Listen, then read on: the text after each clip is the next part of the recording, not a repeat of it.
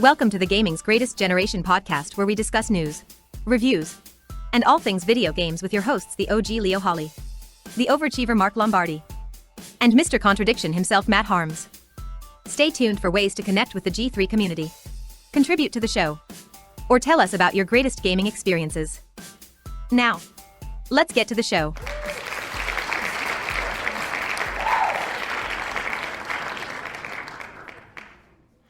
Welcome back, gamers. Episode 26 of the G3 podcast. I'm your host, Leo, aka known as Ice on all things gaming and social media. And today, it's going to be a slow week. It was a slow news week. So we're going to go ahead and let me first and foremost introduce the crew.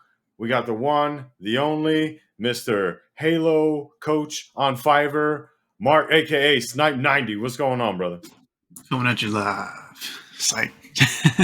Nah, it's just I might do a little coaching. We'll see. What's your KD on Halo now? What's that looking like? I know the KD is messed up. But. Solid 1.0, baby. Yeah, times like 20. I mean, that's basically what you have to do in order to get an accurate measurement on there, right? Right. And that other voice you heard was none other than the white incarnate Ray Charles himself, apparently, Mr. MowThemDown. What's going on, brother? Hey, what's going on, everybody? Happy to be here. Let's get on into the news. All right, excellent. With that, I'm going to take the glasses off because I don't want people seeing what news is coming before we actually get there. So, as we said, this is the G3 podcast. We are available on multiple platforms, including Spotify, Google Podcasts, Apple Podcasts, as well as Apple Music. And feel free to go ahead and check us out. Subscribe, follow if you can. Give us a like, whether that be on YouTube, since we're now on YouTube. Maybe even consider subscribing. And we hope to bring you some quality content when we talk about games, culture, and pretty much everything surrounding video games, our favorite medium. So with that being said, rolling right into it. As I said, it was kind of a slower news week, if you will, for games, but there was still some stuff that was profound enough that's worth talking about. And first and foremost, we gotta say goodbye.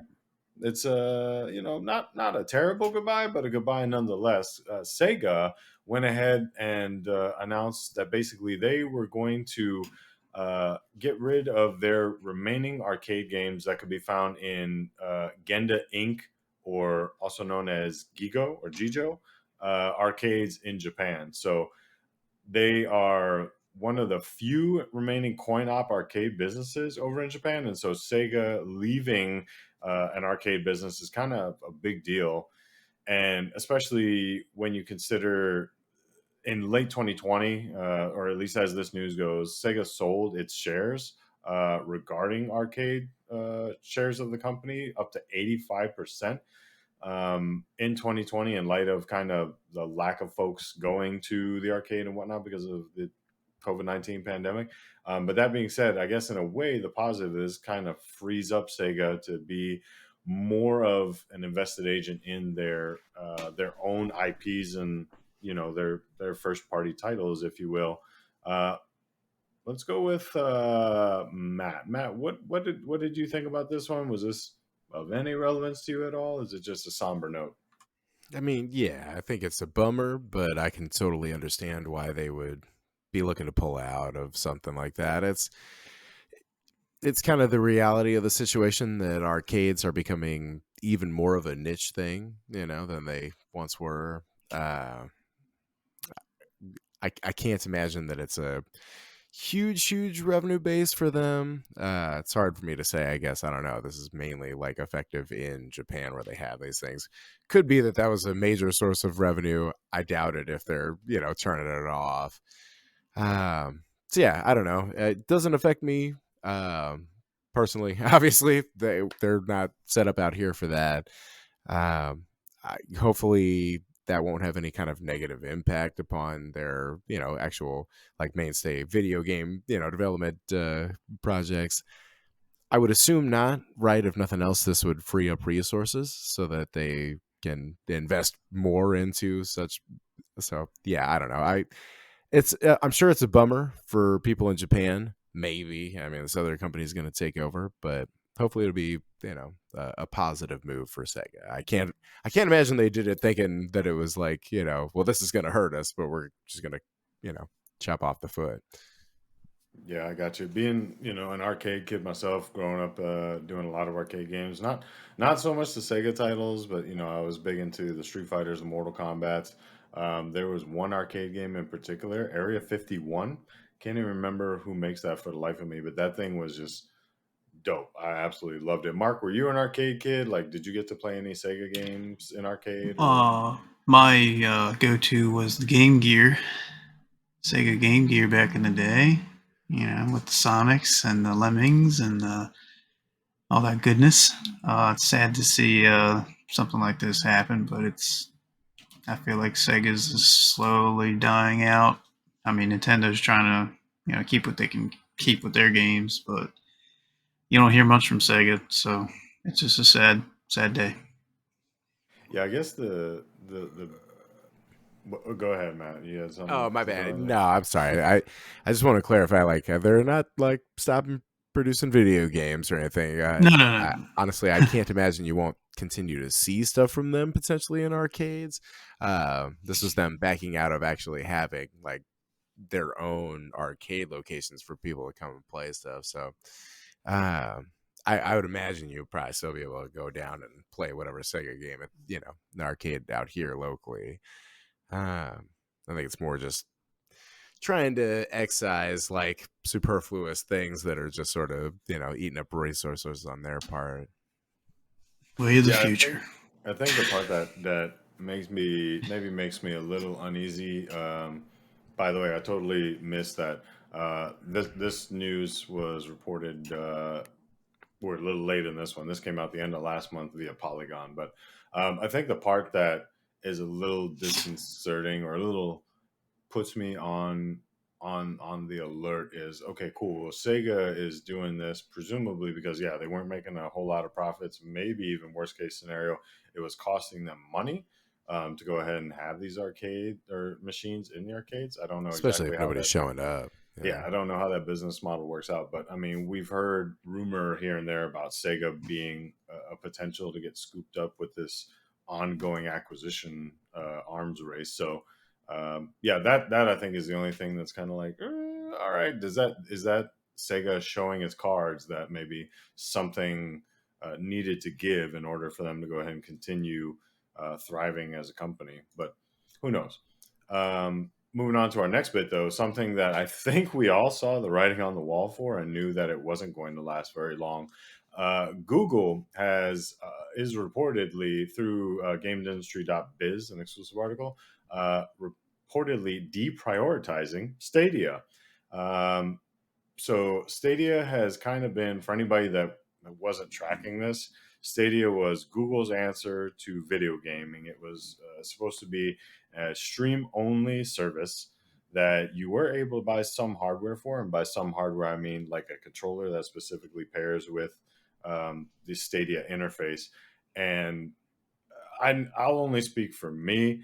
I thought this thing was doomed from the get go, not so much because of the tech. I thought the tech was actually pretty impressive. The fact when, for example, Cyberpunk 2077 came out, Google Stadia was reportedly like one of the few things. Uh, I don't want to say console specifically because again, there was no console related with this tech, but it was one of the few services that was able to run that game at a pretty decent quality and frame rate. So it definitely spoke to the potential and future capabilities of the tech. The problem, I think, lied with how Google and Stadia proper was actually trying to market this, where not only did you go ahead and have to pay for the streaming service, but you also had to pay for these games. And the games were essentially locked behind this Stadia interface and the Stadia architecture. So you weren't able to play it on anything else. So, in theory, if Stadia were to disappear or in cases like this get deprioritized to the point where as we understand it, they're not going to be, Google itself is not going to be pumping a whole lot of more money into this service. Now there's that fear that, hey, all those games that I just paid for, I no longer will have access to if Google decides to ever fully pull the plug. Mark, was this going to be any surprise for you? Were you interested in Stadia at all? Like, what was your take hearing this news that Google is basically, pulling another plug out of the lifeline that is Stadia. Yeah, it was doomed from the start, in my opinion. I mean, it's one of those projects that Google throws out to see if it hooks, sort of deal. I didn't really mess with it per se, but it's not really for me anyway. I like my consoles. I like, hands-on stuff, so it's not my cup of tea. So it's not sad to see it go, but I'm not going to miss it. Yeah, I think it was telling. Again, like I had my own personal feelings on it, but I think it was telling when you kind of saw that Google had their own internal studios that were going to be working on some games exclusively for Stadia, and I don't even remember any of those seeing the light of day. They just went ahead and eventually cut out and chopped down those internal studios altogether in favor of having licensing agreements with other studios franchises. And now they're basically reduced to and from another article here from Business Insider, basically saying Google's now trying to salvage Stadia by going ahead and having it put onto things like Peloton and maybe other brands, like how we kind of see certain games make it their way onto like the Tesla, infotainment system. Matt, so you should be super happy because a blow got dealt to the big guy, right? So is this something that you're pleased with, that Google had to deprioritize it, or and is now looking at essentially salvaging what they can? Yay and nay, I guess. Like as you said, the thing that is really interesting for me there is just the technology, right? I don't care who necessarily is offering it, but I do think that the centralized computing that you access remotely is kind of the likely way of the future. It just kind of makes more sense to have concentrated, like larger hardware, as long as the the infrastructure for the internet, I guess I should say, is built up appropriately. I can't see a reason why you wouldn't want to just be able to stream your games. You don't have to keep up with hardware. You know what I mean? It is important to note that Stadia, I don't believe, actually requires any money to use. There is like a pro level or whatever, and you do get some free games with that.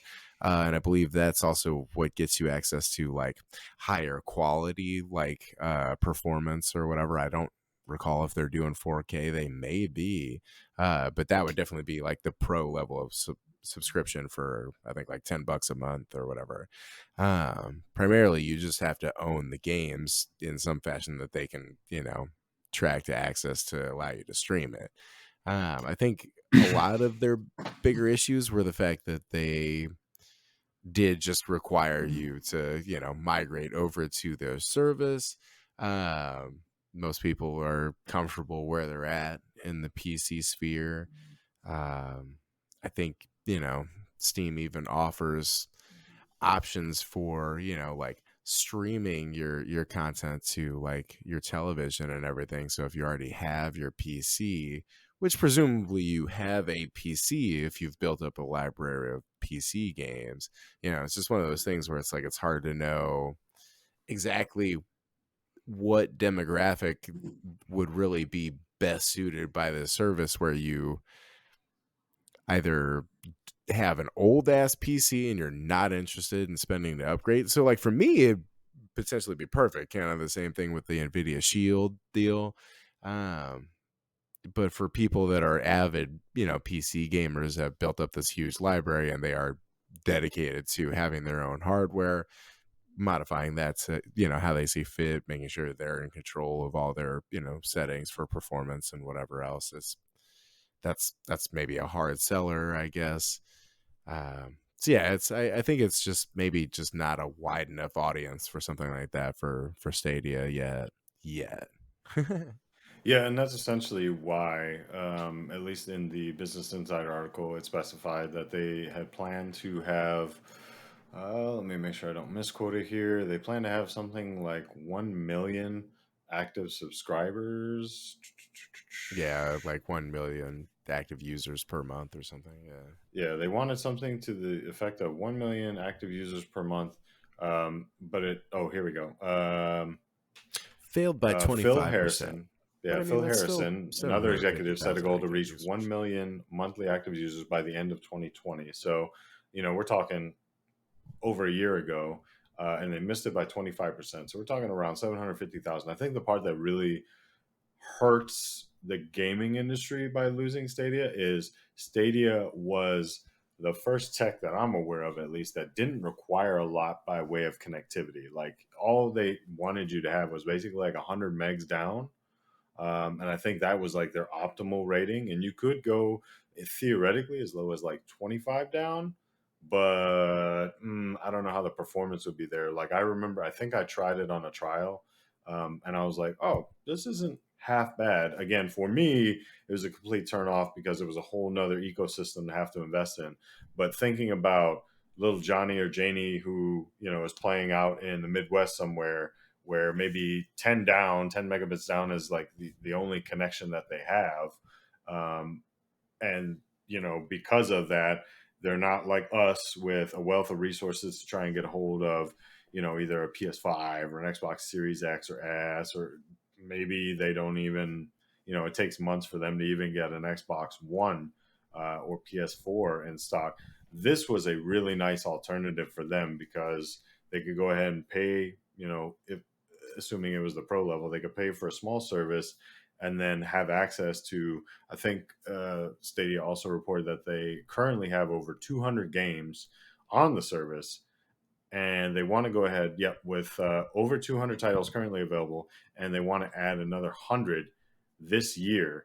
I mean, it seems like how do I phrase this without seeming whatever, the very thrifty and frugal gamer that doesn't really have a wealth of resources, be it technology or money, were the ones that are really going to potentially get hit the most out of this because there was such a low barrier to entry with Stadia. But much ado and love lost, I guess. Did you have want something else to add there, Matt? I did just want to maybe like add on to that. The main benefit is for somebody, who doesn't want to keep up with changing hardware, updating, drivers and whatever. Like, if you don't want to deal with the bit of hassle and work that comes with, having a PC, maintaining it, upgrading, etc., you can just pay to log into a server or access a server bank, or not even pay if you're not doing the pro thing. I mean, that can be attractive. However, I'm not sure that little Jimmy or Johnny out in the podunk or whatever, who with his 10 meg down internet, is really benefiting all that much, because your experience trying to stream remote hardware like playing something is going to be pretty abysmal. And I would say that is maybe one of the main detractors for why that wouldn't have caught on quite as they were hoping. I mean, internet is good in a lot of, major metropolitan areas in the States, and it's growing, elsewhere, whatever. But a lot of people that are there maybe have the income to purchase, better hardware, or at least a gaming console.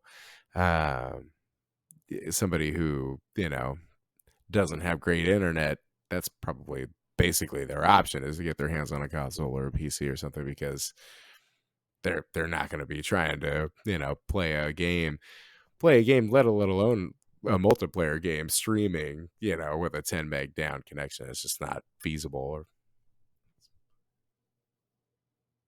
Yeah, no, that makes sense. That makes sense.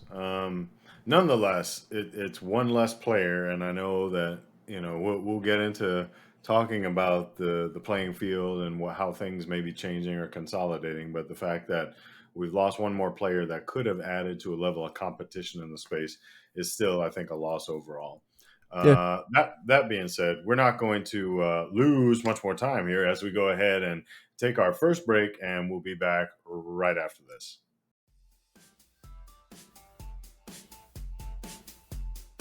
Want to contribute to the show?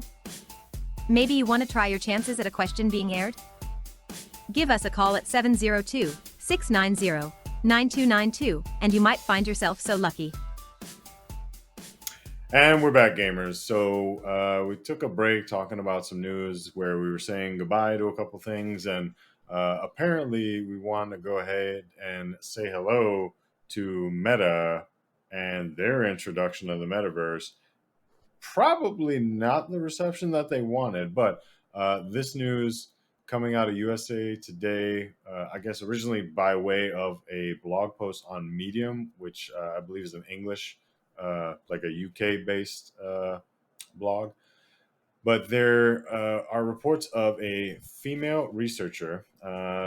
She for Kabuni Ventures. Okay, so you have an independent party in Kabuni Ventures that was doing some research in the metaverse, brought to you by Meta. And there's a pretty horrific story. And so from this woman, she said, "Quote: Within 60 seconds of joining, I was verbally and sexually harassed. 3 to 4 male avatars with male voices, essentially but virtually, gang raped my avatar." Uh, so that's the end of her quote. And there's some more that goes on to it, but this is just abysmal.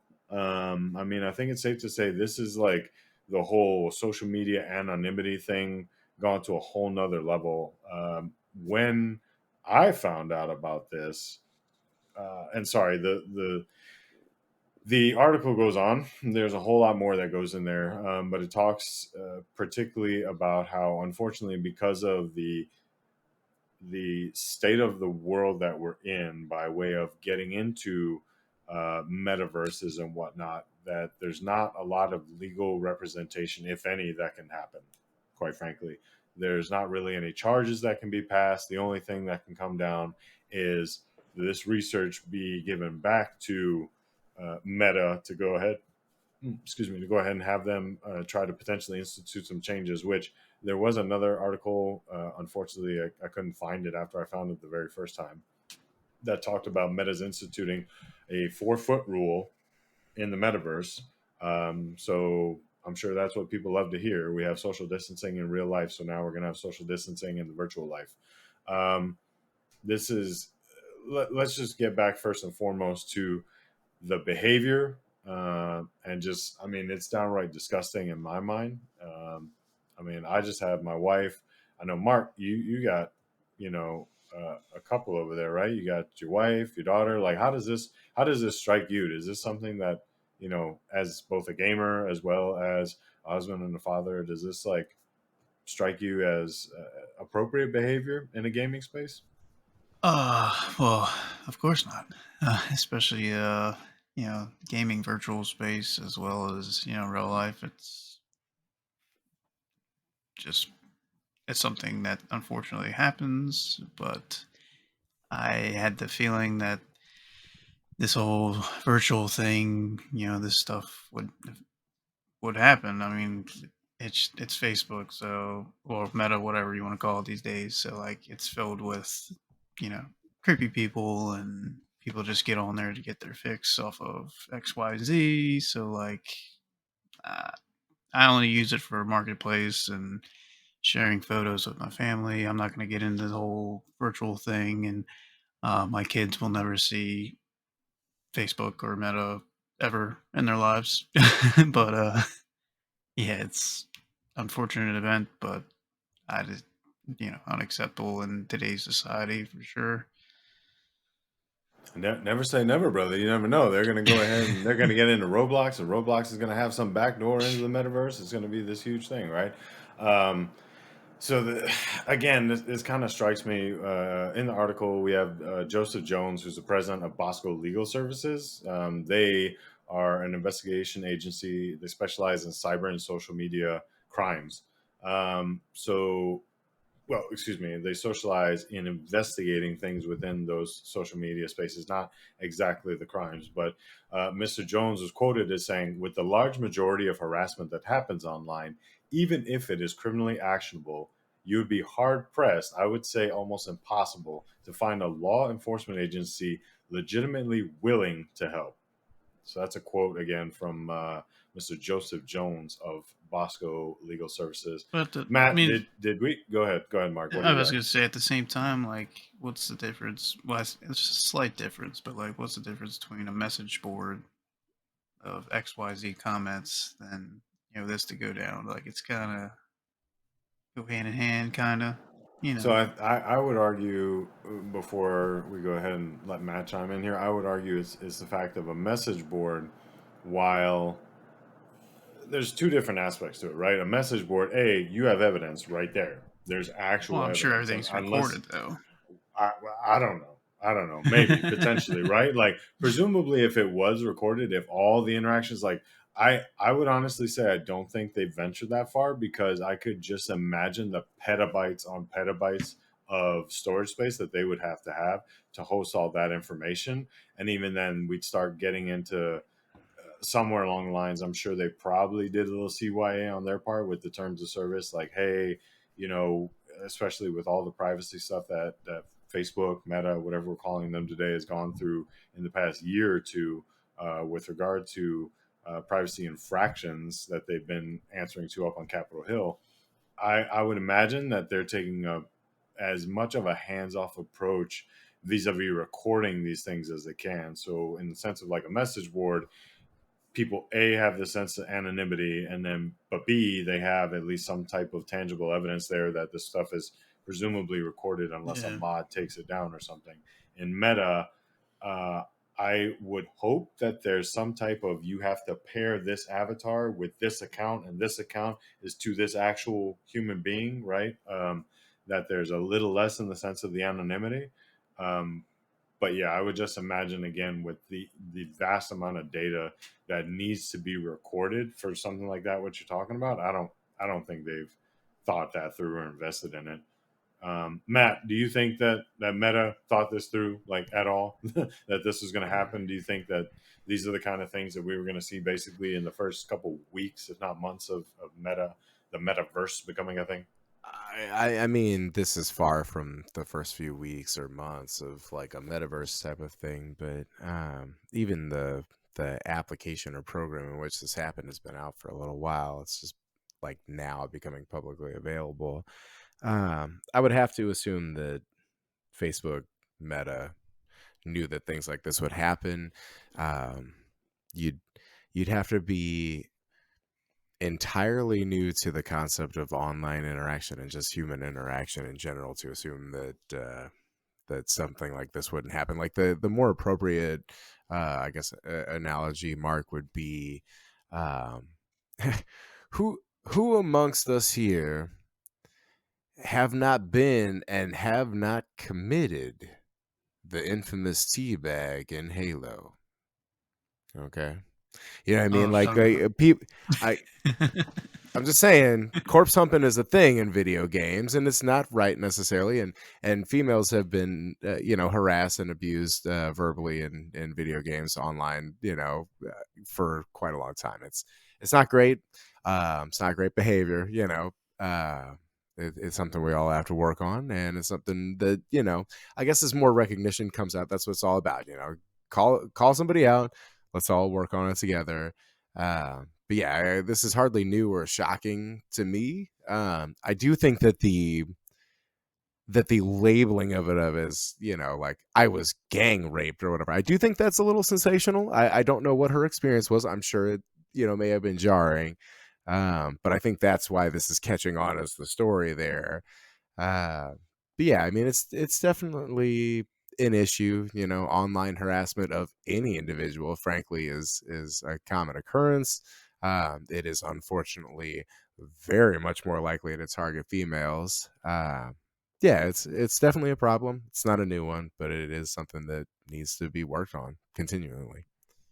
Yeah, so I'm a push back on that because no, it's like I read, and I'll take fall for not including it, at least in our notes behind the scenes. But I read another article where there was more descriptives of it, and it was like 100% a perverse sexual thing where it was three or four males, and this female avatar was being groped in her genitalia area, her Yeah. breast area, her butt, and one literally I'm paraphrasing, but one of the perpetrators said to her in this meta space, "You know you like it," or something to that effect. And I'm No, like, I how mean, I many think that times have was we heard that even. in any type of rape Yeah, scenario? no. Well, but so what I'm saying is like that same line has almost assuredly been said to females elsewhere in video games.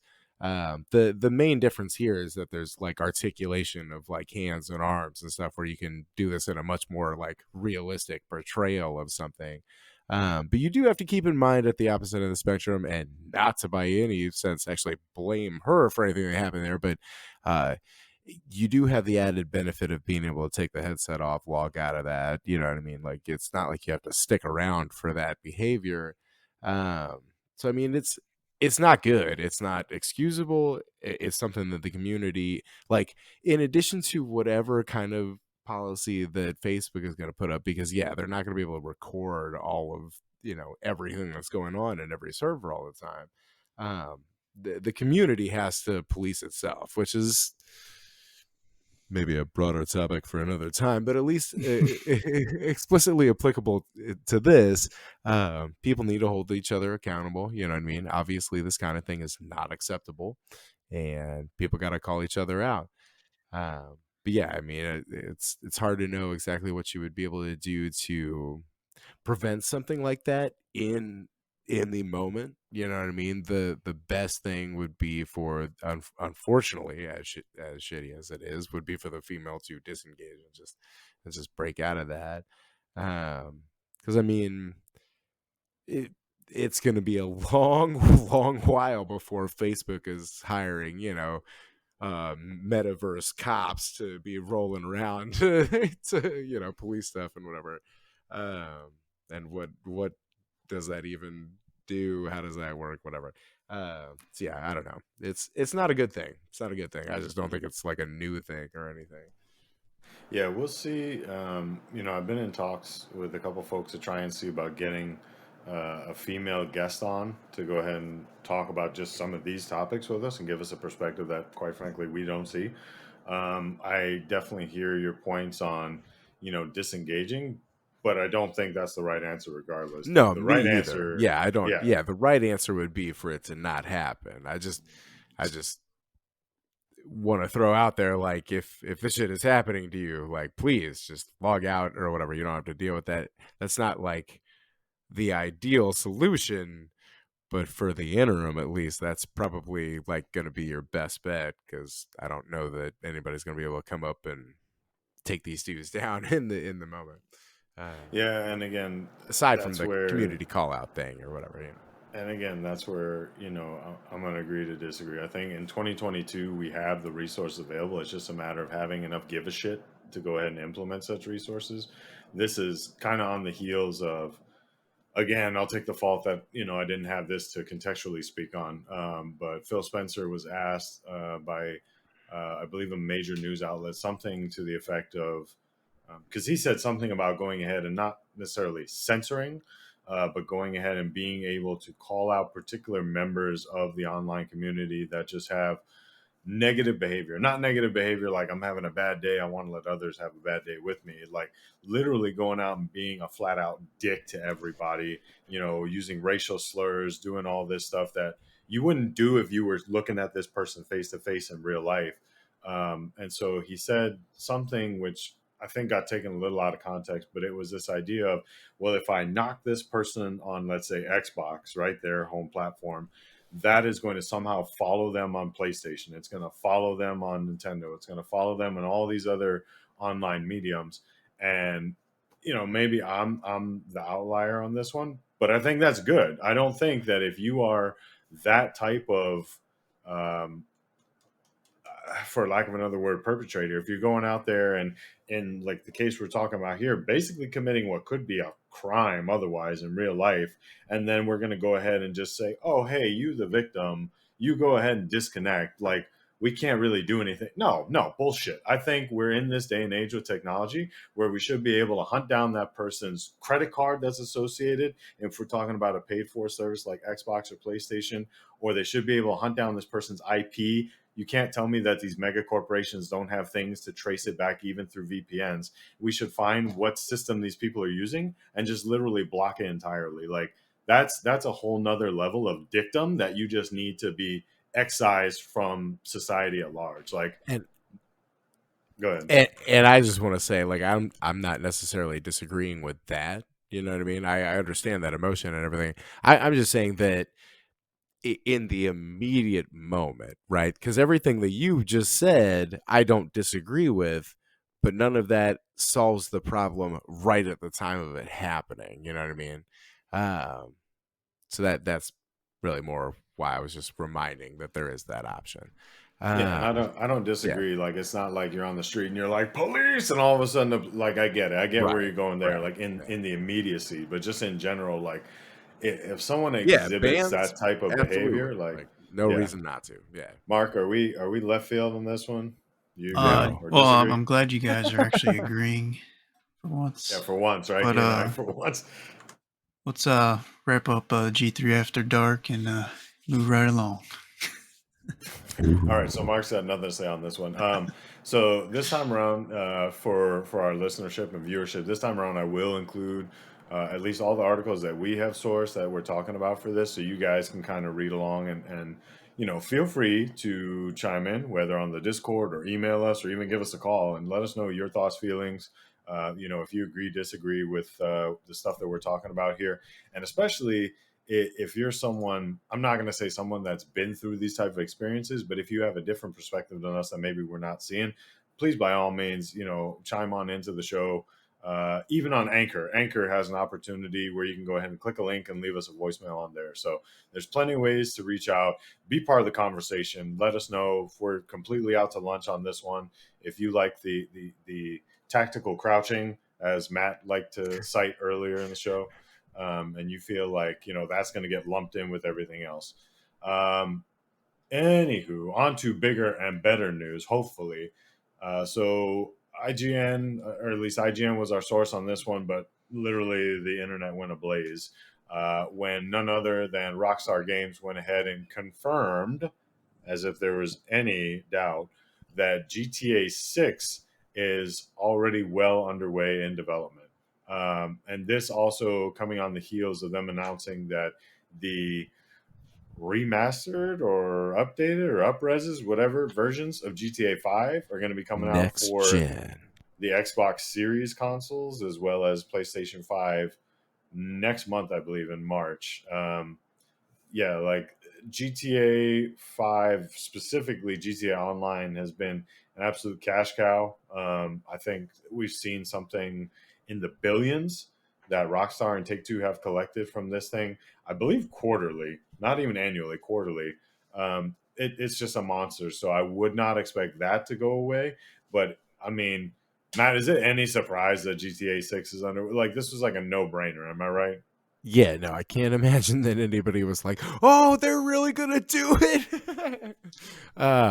So yeah, no, I think it's just more of a thing of, hey, as we discussed previously, it's like, hey, okay, so we're officially announcing that we're working on this because we're getting closer to the point where we'll have something to show for it, rather than just, well, we're starting this project and it'll be 10 years before it's done. We just wanted to. Yeah. Yeah, don't stop spending money in 5, but we Right. are working on Exactly. this. Yeah. I just found it funny because a lot of internal things are pointing that it's not going to be coming out till 2024 or 2025. So even if you say 2024, that's still 2 years away. So it's like, I guess, we look at starting the hype train. I mean, hell, Cyberpunk 2077 was like announced in 2013 originally or something, like some ridiculous time Yeah, it ago. went through quite a long development cycle as Yeah, well. so it's like I get it. I'm just like, I don't know. Like, I like GTA just like anybody else, but I'm like, bruh, show me when we're a couple months out. Like, cool, it's well underway. No duh, right? Uh, Mark, did you have any strong feelings on this topic? No, it's just, what is it, almost a decade now between the 5 Yeah, and the 6 announcements. So, like, yeah. 5 came out in was that 12 or summer or 13 or fall something of like that. 2013? Yeah. Yeah, yeah. So, Yeah. I So I specifically mean, remember because I was away on business and the game came out, and I remember getting it. And Matt and I actually tried to hop in GTA Online, and it was a cluster to say the least.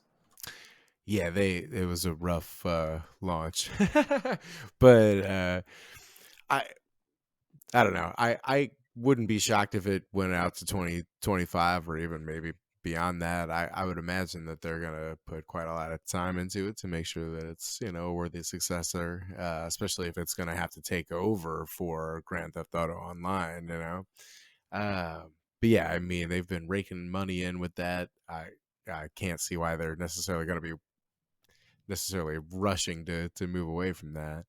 Um, yeah, I think if nothing else, maybe the timing is just because they've been patenting things as far as like AI developments and stuff go, that pretty clearly pertain to the game. So maybe it was worthwhile to just be like, yes, okay, yes, everybody. Like obviously nobody's even really speculating. You all just know that we're making this, but yes, we are in fact making this. There was some article that was discussing about how they had uh, patented some kind of like, I guess, traffic simulation AI or something, or you know, like crowd whatever population AI, so that traffic will be, you know, more realistic in the next GTA, so that literally every single person on the planet will find a way to wreck their car into you at the same time.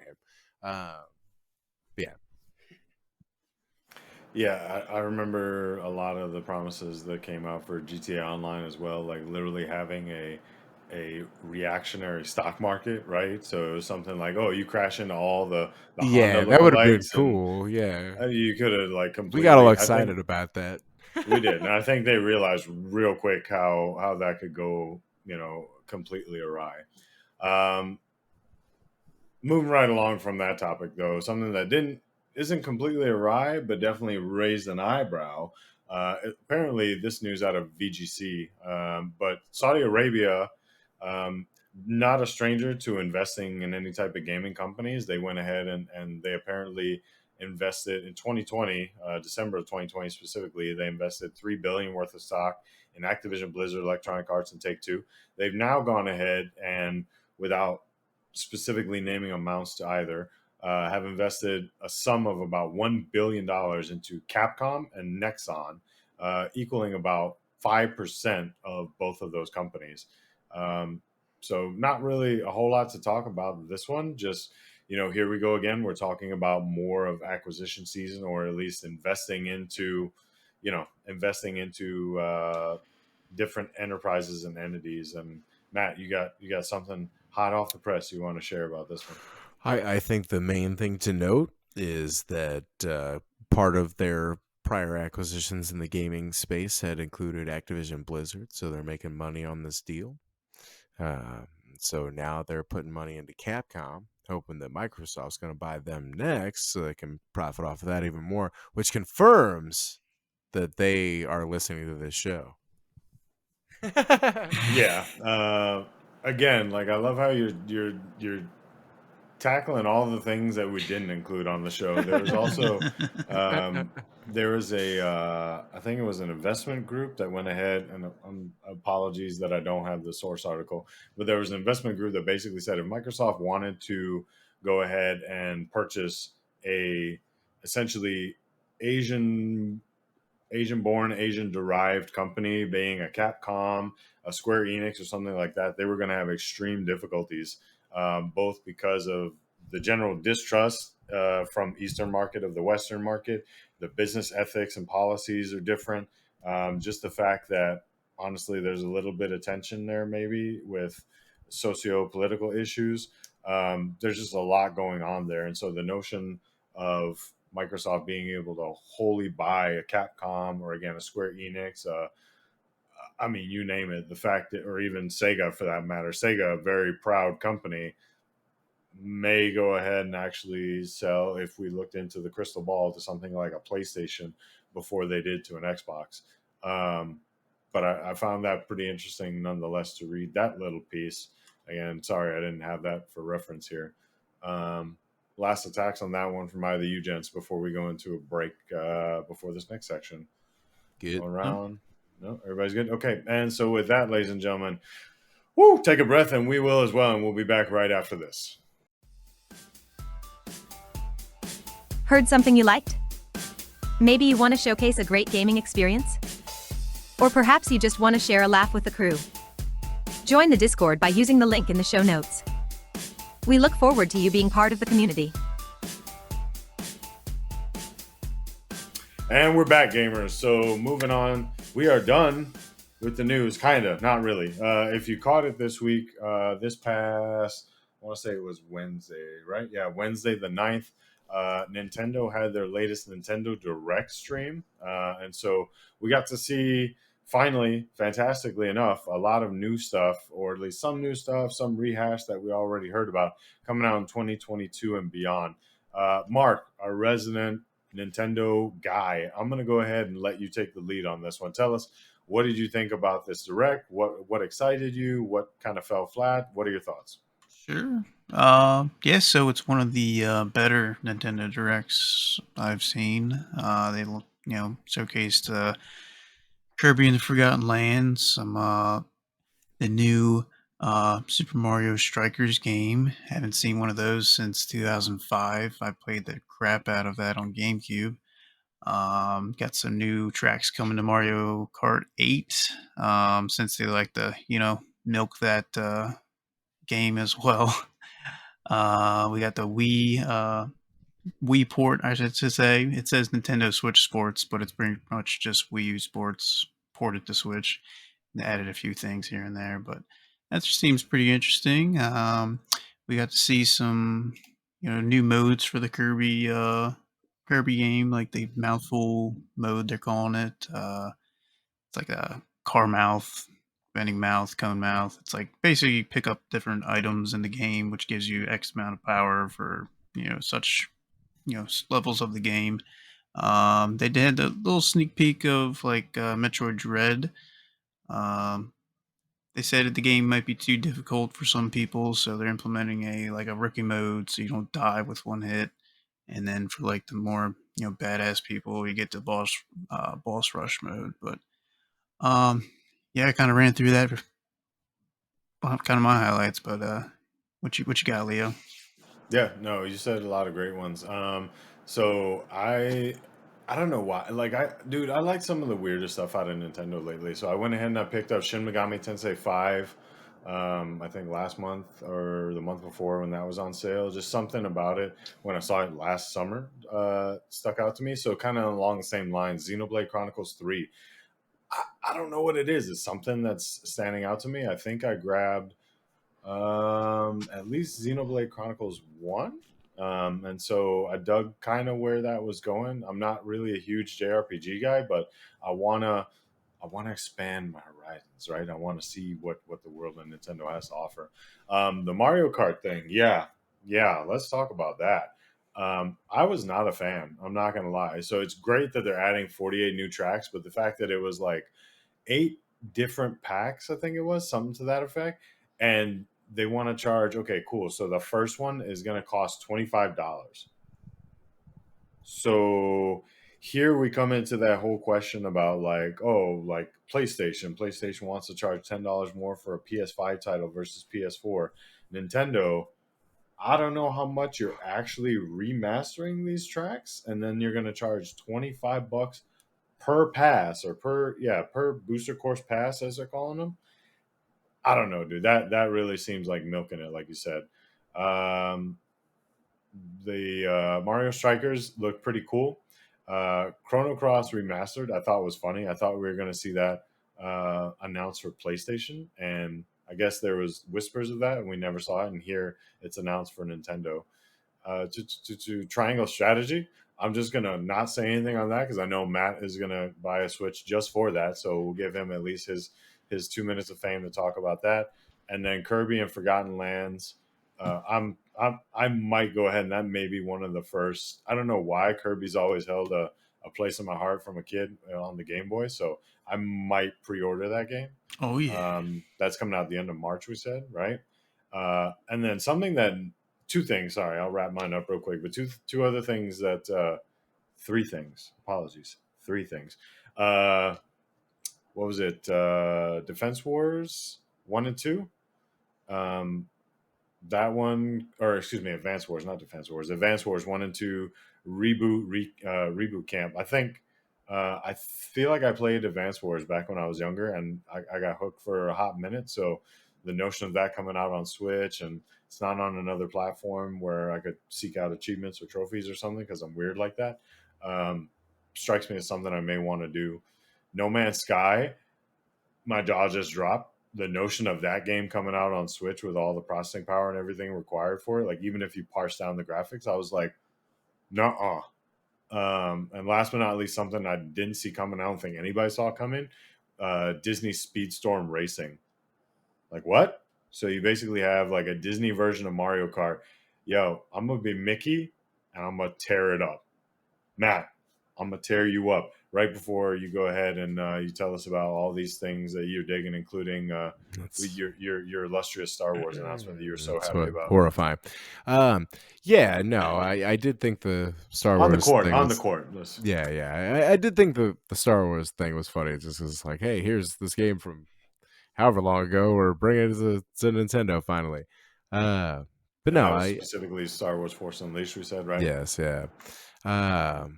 But yeah, no, Triangle Strategy continues to intrigue me. Don't know if it'll sell me on it completely, but we'll see. Kirby looks cool. You know what I mean? I will say that It Takes Two got there first as far as the varied adaptive gameplay with. No, I'm sorry, but. But no, otherwise, they got the new Fire Emblem Warriors or whatever. That didn't look too bad. Uh, I will throw a brief shout out. I guess I'm not sure if this is actually running on Switch or whatever, but man, the the baseball title, MLB 2022 or whatever it is, that graphically that looked pretty impressive for a Switch game. I was actually kind of impressed with how that looked. I'll be curious to see how that ends up performing, I guess, on a Switch or whatever. But yeah, I don't know. We'll see. Yeah, we will. So a lot of these coming out pretty soon. Some of these not till 2023, but nonetheless, Switch looks like it's catching up finally. They went ahead and they got a couple announcements that we can You look got forward Force to. Unleashed. Yeah, game that came out. I'm not even It's gonna gonna look look it up great because on that OLED. Yeah, right. Yeah, hold on. Now you with got no me. HDR. You did it. You did it. You kept teasing, and now I got to go ahead and look when Force Unleashed originally came out, 2008. I was thinking either I was 7 or giving it 8. credit saying something like 2013. It came out in Nah, 2008. It's just now nah. coming out on the Switch. Like, bruh. Anyways, all right, moving right along. Our last topic for the day is kind of a two-parter. So kind of interesting, right?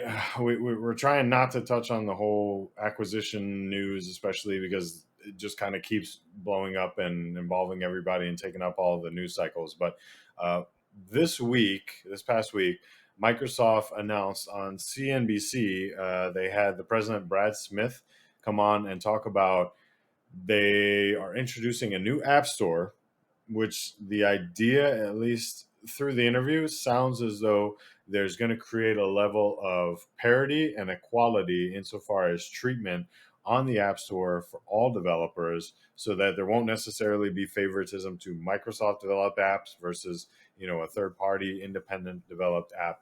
And so that idea kind of, at least at face value, evens the playing field and really kind of smooths stuff out when we start talking about Microsoft trying to go ahead and complete this Activision Blizzard acquisition for 68.7 billion, and having the legislatives of Washington, whether they be the FCC or the SCC or even Washington politicians themselves, go ahead and kind of say, yes, this is good, it may go forth.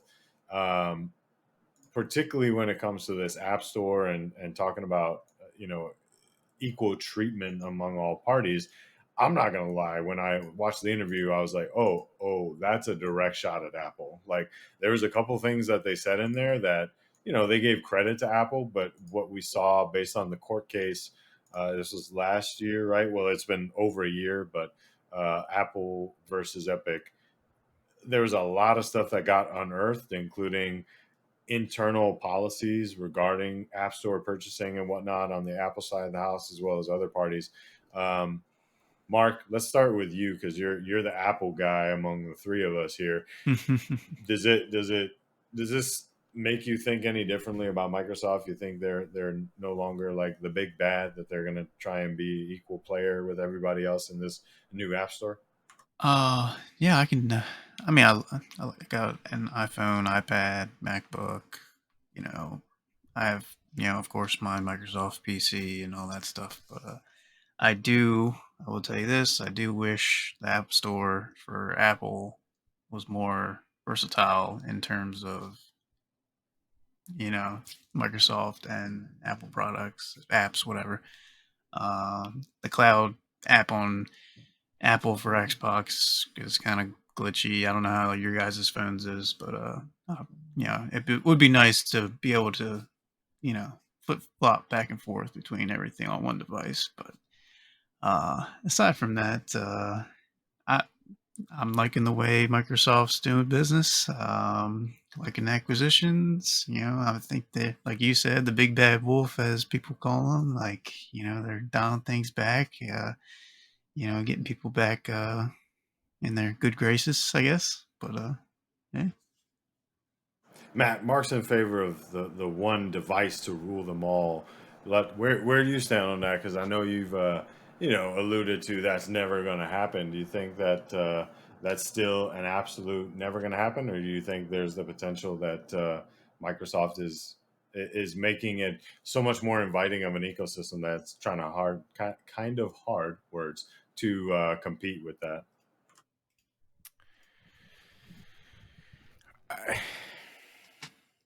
I don't know. To be determined. From my perspective, as far as the one thing to rule them all, it's not that I disbelieve that could happen. It's whether I wonder, you know, if that should happen or if that would be a good thing to happen. There's certainly a way to spin that where that could be the ideal, right? And I can get behind that, but that can go bad very quickly as well, and so that's what you want to try and avoid.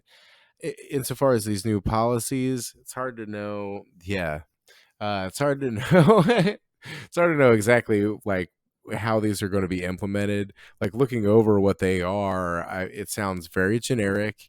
The biggest takeaway insofar as the maybe Apple and Epic thing is that they mentioned that oh no, you won't have to use our platform to do in-app purchases or whatever. You can sell yourself directly to the customer, but I mean it, it has yet to be seen how that's going to actually function, right? So maybe they'll say, okay, well, if you're going to try and cut us out of your microtransaction stuff, if this is a free to play game, well, there's nothing in it for us really. So how do we, profit off of that? Now, if it is what it is, and that's just kind of how things are going, maybe they'll just deal with it for a while. But otherwise, I could see, well, you're paying for your subscription. We're bundling this game into the subscription, so we're making money off of that. So yeah, whatever. If you don't want to cut us in on the microtransactions, fine. But yeah, I don't know. Who knows? I guess I should make the charitable assumption, but I won't. It's Microsoft. I'll probably still buy their products. Yeah, yeah, you will, especially because they went ahead and just now defied pretty much all expectations with our final news piece here out of The Verge. Uh, Almost immediately after that news had come out about Microsoft's new App Store and trying to create a level of parity among all players, they announced to the bewilderment of many gamers, myself included, that Call of Duty would remain open, non-exclusive to the Xbox platform. So not only would again Call of Duty being one of the franchises party to this Activision Blizzard King acquisition, but we had discussed on the show previously those latest Call of Duty titles were like the number one and number three selling titles last year on PlayStation. and PlayStation fans and fanboys, more specifically, were very up in arms and very concerned about this potentiality of losing Call of Duty. That being said, there was still contractual agreements until I haven't heard definitively, but I want to say it was like 2023 or 2024 that Call of Duty titles were going to be coming to PlayStation. But now it seems like Microsoft is in favor of having another Minecraft, in the sense of having something remain on all platforms and just kind of reap the benefits of it. Matt, let's go back to you on this one. What, since you don't want to give Microsoft any benefits, does this earn them any good graces in your mind? The fact that they're literally not taking away something, I, from I don't know. fans. I mean, we've discussed these things before, and I've always been on the side of like, why would they deprive themselves the extra sales on the PlayStation thing? It is maybe somewhat surprising on face value that like such a large title they wouldn't be like, well, you know, take that, Sony. We're taking that away. But at the same time, it's hard to know, right? Like Activision is running into the ground with Call of Duty. It's finally run out of steam. They're like, yeah, like we're gonna move away from yearly releases. Our biggest hit, in the franchise is a free to play game that we make all the money off of microtransactions for. So if that's maybe gonna be the way that the franchise is going to continue to iterate itself, and that's where they really expect to make the money, then yeah, if it's a free to play game, why would you not get it out on as many, services as possible, access to as many players as possible, so that they will open up that wallet on that skin that is nice and shiny or whatever. So yeah, I mean, I don't think it's an imprudent move. Maybe surprising depending on what you think they may be doing with the franchise, but yeah. And Mark, you're all about the Minecrafting, right? You're all about all those free to play Minecraft and Roblox and everything. Is the idea of a free to play or a more open Microsoft and a more open Call of Duty platform seem like something that you expected or that you're interested in going forward? Yeah, I haven't played the actual Minecraft Dungeons. It's different. But yeah, I'm open to spreading the wealth, I should say, as said in the past. But I like that Microsoft's willing to work with XYZ for the greater good of the gaming community. But you know, see where it goes. All right, cool. That wraps it up. I mean, I thought we were going to be throwing a few more spears about that topic, but I guess not. So, I guess we saved it all for the online assault cases. That being said, that goes ahead and that wraps up the formal part of the show. So now, just to kind of bring it back around, let's reverse, bring it right back to Mark. Mark, what you been playing? What you been doing? Where can people find you? Well, got some exciting news. As you guys know, it's right here. Right here, right here. This big black box Yeah. over here. Finally got my hands on something. Series X, a little early birthday present. There you go. Uh, I've got Dying Light 2 downloaded, been playing that. I got Inscription. Actually, I'm really enjoying that game. Highly recommend it to anyone. I don't know how far I am, but like there's from one of a lot of twists and turns, I should say, as well as a card game, which I'm all into. I told these guys it reminded me of kind of like 12 minutes, so I had a lot of fun with that. Had a lot of fun with this. So, and then of course, been playing some World of Warships still, but yeah. All right, cool. Yeah, definitely. We all now apparently have our hands on Dying Light too, so we'll see how that pans out and how the Series X holds up on it. Matt, what you been doing? What you been playing? Where can people not find you? And That's right. let us know. No, nobody can find me anywhere. Now you can hit me up, email or through the show or on Xbox at MowThemDown. Otherwise, I haven't been playing a whole lot recently. the girl finally got me into Ozark, so I've been giving this a shot to try and make it through. Beyond that, I have been playing a little bit of Dying Light, the original, just to try and see if I can make it through to progress toward the end of that game. But I do have the sequel downloaded, and we'll have to get in on that sometime soon, and then hopefully try out that Hell Let Loose. Yeah. Yeah, we'll see how that goes. Maybe it'll actually let me into a server this time. Yeah, I don't know what's up with that. We'll have to figure that out. Yeah.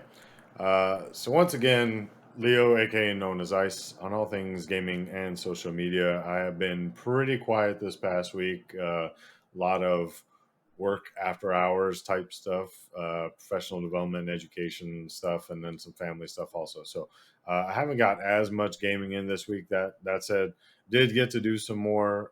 Slay the Spire. I did actually.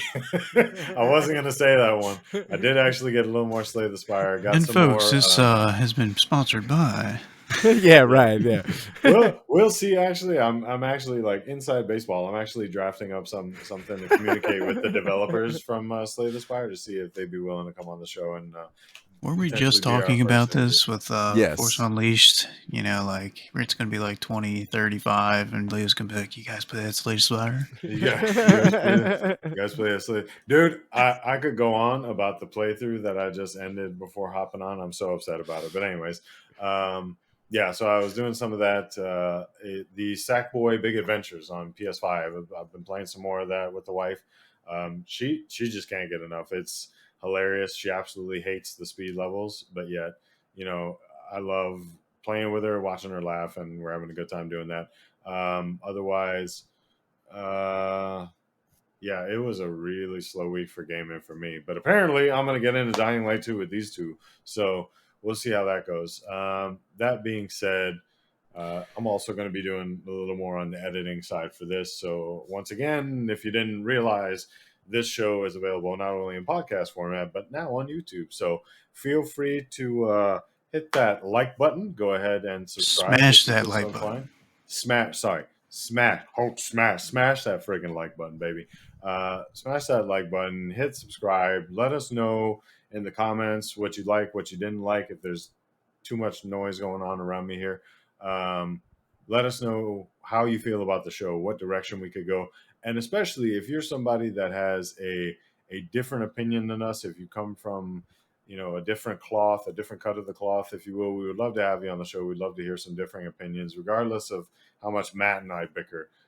We would love to have even more on the show. So with that, we're going to Thanks for listening. Yeah, exactly. We're going to bring G3 episode 26 to a close here on February 11th of 2022. Hopefully y'all, you know, hug your parents, hug your loved ones, hug your beau, your girlfriend, whoever your boo thing is coming up on Valentine's Day here. If you'd like to celebrate that. I thought you were going to start rhyming. No, not going to do that this week. That we may do that like a once a month thing. Anyways, let's bring it to a close. We might do a G3 after dark. We'll see how that goes. But ladies and gentlemen, remember, G3 gaming is great. You guys got me so messed up. I can't even say it now. Remember, gaming's greatest generation is the one you guys are a part of.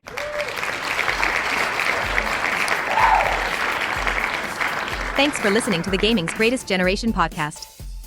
We hope you enjoyed your time with us today. If you have any feedback for the show or would like to contribute ideas, feel free to call 702-690-9292 or email us at gamingsgreatestgeneration@gmail.com. You can also join the Discord community by following the link in the show notes. See you next time.